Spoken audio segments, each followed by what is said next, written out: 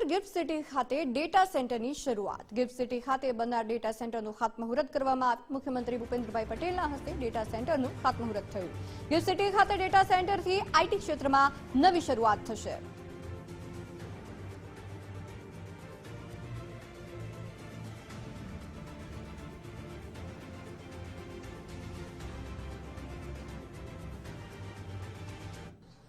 આજે એશિયાની સૌથી મોટી 4 રેટેડ ડેટા સેન્ટર અને સોલ્યુશન મેનેજમેન્ટ કંપની ગુજરાતમાં આવી છે।